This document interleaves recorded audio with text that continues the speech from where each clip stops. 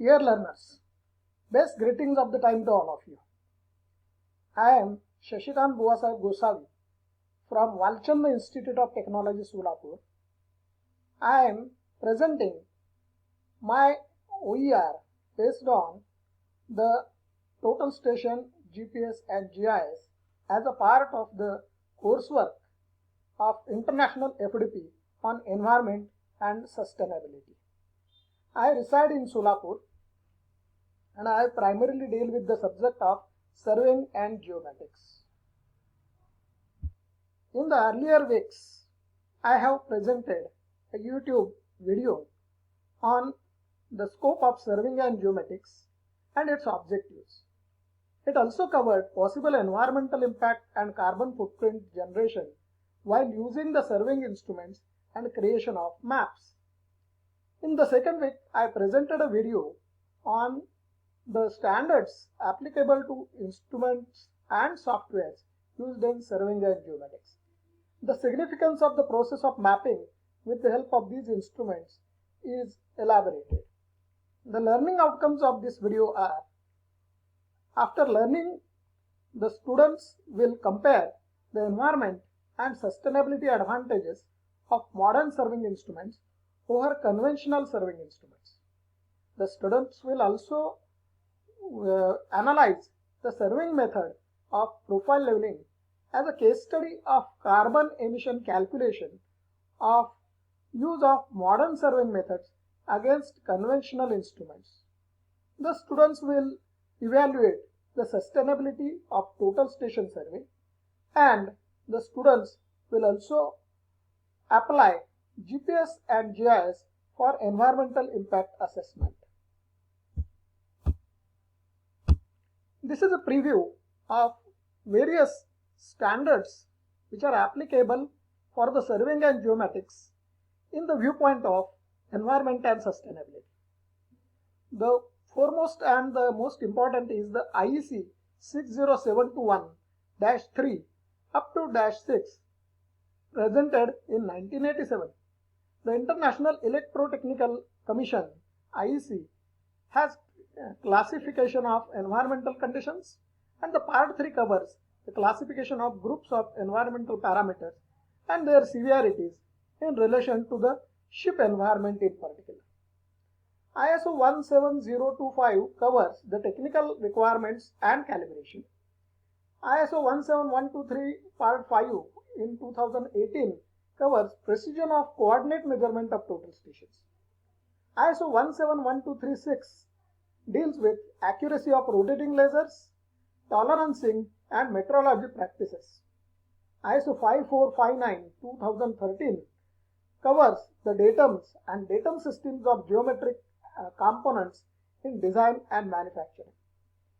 IEC 60945-1 and 61162 covers maritime navigation and radio communication equipment and systems, its general requirements and methods of testing and required test results. Finally, ISO TC Technical Committee 211 deals with geographic information and its geometric standard. Here I am presenting the comparison of environment and sustainability of total station with auto level. Conventional instruments such as dumpy level, automatic level, theodolite and chains or tapes are well known to almost all of us. They were labor intensive, very slow. They were likely to be error prone because human interface was there. No digital data was available, so we were required to keep the record in field book or onto the drawing sheets. It only was capable of giving you the local view, and there was no rules regarding the recycling of the instruments and its spares. Modern surveying instruments, however, are total station, global positioning system, drone, which are also known as UAV, and geographic information system. These are machine intensive, electronic or digital age is there, very fast. It has less error because the digital data is available, flexibility is there, to change the interface. Electronic digital data is capable of giving you synaptic view also, and the companies have a policy of accepting the spares for recycling. Let me present before you the case study of carbon emission calculation of profile leveling survey using conventional and modern survey. Conventional instruments like dumpy level, auto level, throat light, chains, tapes are required for the route survey, in particular for profile leveling. Auto level operator is required. Theodolite operator is also required because the directional sense of the center line of the route is required to be known. Ranging party will be consisting of around 3 to 4 members minimum. Chaining party will also be consisting of 3 to 4 persons. Offsetting party will be consisting of 3 persons. There will be a requirement of holding the leveling staffs, ranging rods, and in addition to that we will require at least one in charge. Thus, a team of 10 to 15 number of people will be needed in the conventional process. The noting of data is done in fieldbook, which is post-processed in office for computations and drawing. The modern surveying instruments, particularly the total station survey, is also suitable for the profile leveling, wherein we require a total station, we require a refractor, we require one operator, and even one or two assistants will be more than enough. Digital data and mapping softwares reduce the resource requirement with the modern instruments. This is the case study of annual carbon emission of fieldwork per year for a route survey project conducted by using the conventional instruments such as auto level and other instruments. As I said, there will be a requirement of 10 to 15 number of persons. In this case today I have assumed 11 of them. There will be assumption that the in charge will be traveling, and for him there will be a requirement of around a petrol of around 30 liters. There will be a diesel requirement of 4 liters per person, because 10 surveyors are there. It will be total 40 liters requirement per month. There will be electricity requirement of around 30 units per surveyor. That means around 300 units of requirements will be there per month. In addition to that, for camping requirement of these 10 number of persons, we will be requiring around 0.2 cylinder per month, assuming that 2 cylinders are required for cooking and providing the food on site. If we will refer to the Tata calculator, Tata power calculator, it shows us the requirements of carbon emissions for the consumption of the petrol, diesel, electricity and cylinder. Based on that, for 30 liters per month petrol consumption, there will be a carbon emission of 69.81 kg. There will be carbon emission of 10.71 kg per month for diesel consumption.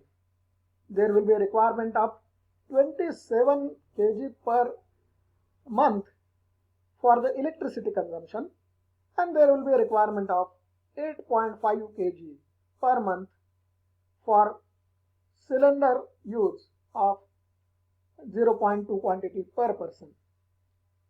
Remember, the calculation shown by the Tata is for a single person, and therefore the figures are appearing like 0.2 or like 30 or like 4. And when we are finding out the total calculations, we will have to multiply with number of persons, and then for the annual consumption we will have to further multiply by 12. And therefore, for the petrol, for the 69.81 kg per month requirement, 69.81 multiplied by 12 gives us 837.72 kg consumption. For the diesel, the emission of the carbon is 10.71 kg per month, but because n number of surveyors are there, we will have to multiply by 10 and then we will have to multiply by 12 to get a total figure of 1287.6 kg per year.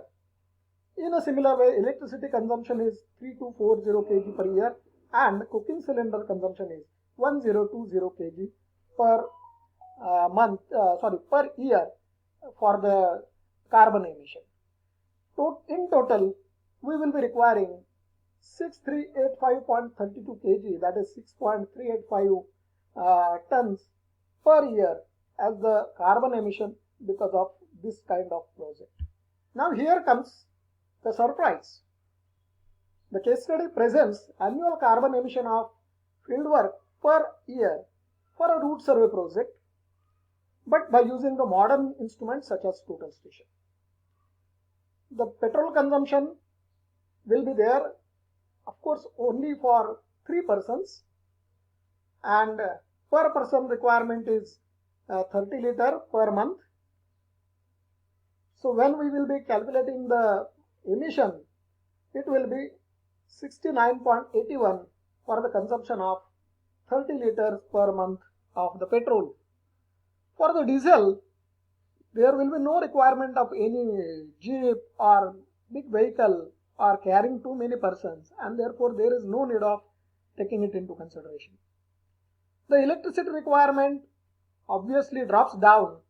It drops down to 100 units and it will be required particularly for the recharging of the battery, and maybe some office work required by operator at the end of the day.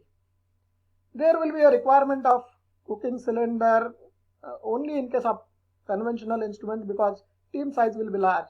Here the people do not require any cooking arrangement or camping at the site. If we will see the calculations for the 69.81 emission of carbon, we will have to multiply with 3 persons and that will be multiplied by 12 number of months, giving us total emission of 2513.16 kg. In a similar way, the carbon emission due to electricity consumption is 1080 kg per year, and thus the total carbon emission of the survey carried out by the total station will be 3593.16 kg per year. That means 3.59 tons per year will be the requirement. Almost half the requirement as that of the conventional instrument. The next important thing is sustainability computation and the standards. We have to give a good future for the generations to come. The instrument total station is sustainable for 11 months without any maintenance for routine operations of 8 hours per day. Thereafter, it requires a calibration as per ISO 17025. Besides, to dispose of the instrument, battery, charger and vehicular battery connector, the suppliers have recycle policies in place for the total station. The application of global positioning system and geographic information system for environmental impact assessment is a very lengthy topic. I am just giving some glimpses of that. With the advent of the remote sensing and global positioning system, it's possible to have precise measurement of many natural events such as pandemic, storm, floods, global warming, rise in sea level, even measurement of the mountains, etc. A blend of GIS software and navigational GNSS is possible to have real-time information about traffic density, alternate path and time of travel. Automated vehicles are round the corner, so in few years we may find them running onto the field. No driver will be needed. Your GIS and GPS will be the true drivers in the form of a technology. Satellite imageries and geographic information systems are wonderful tools to really give us a global view within a short while, and so many decision making tools which are required in the